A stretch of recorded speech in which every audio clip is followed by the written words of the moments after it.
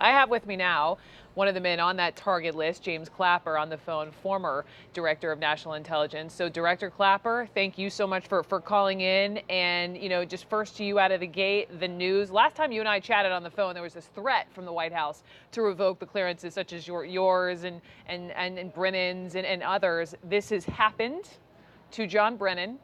Do you think this is a total stunt? Well, yeah, I do. I mean, it seems they're kind of making up the criterion as they go here on a very individual basis.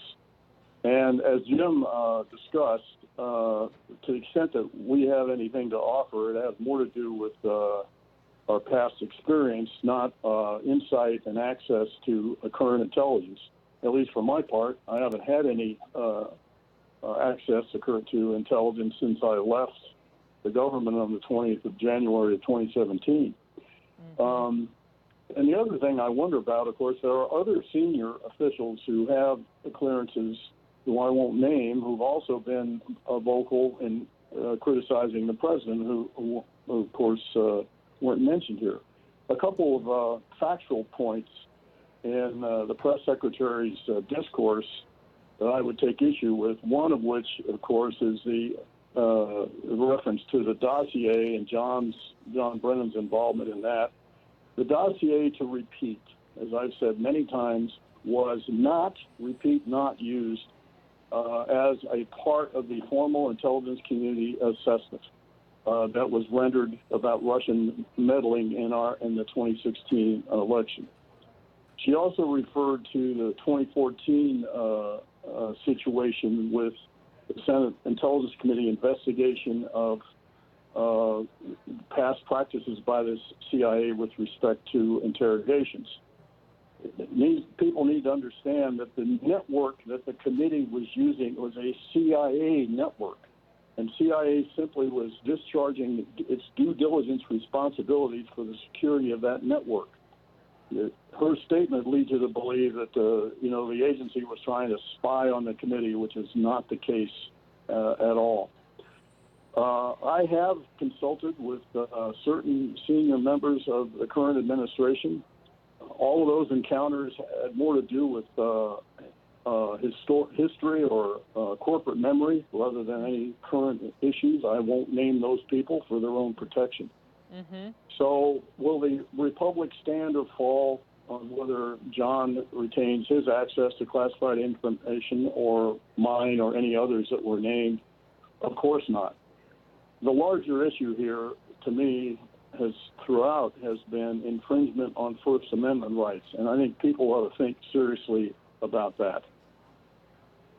How do you mean specifically on First Amendment rights when it comes to security clearances? Infringement of our right to speak, and apparently the appropriateness of being critical of this president, mm-hmm. Which in one degree or another all of us have been.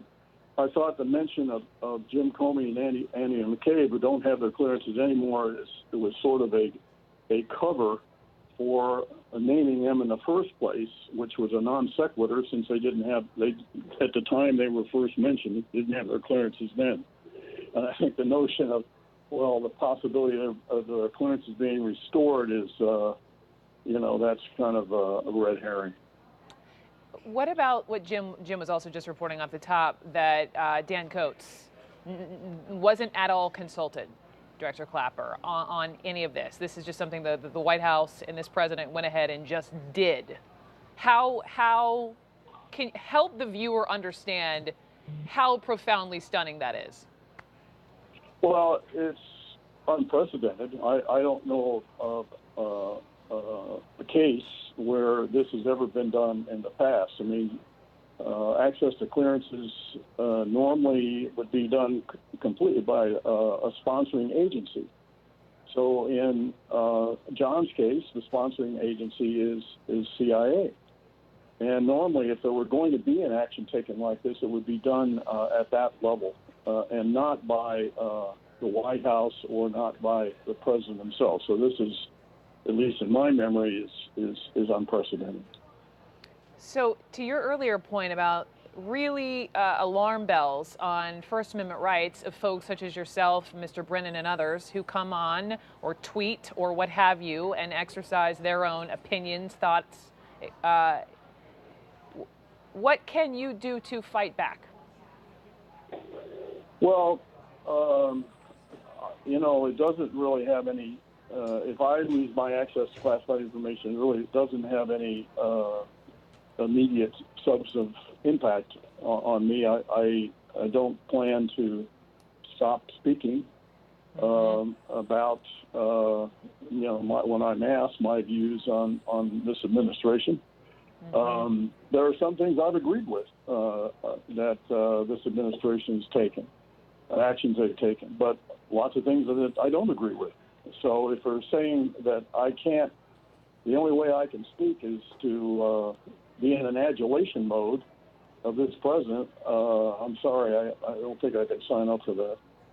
So you're on this list. We have your face up on the screen. Lisa Page, Peter Strzok, Michael Hayden.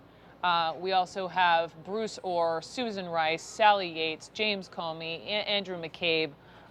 Director Clapper, what do all these people have in common? Well, I think they've either been outspoken about the administration, or have directly run afoul of it and taken actions that were inimical to President Trump's interests. So I guess that's what we all have in common. Okay.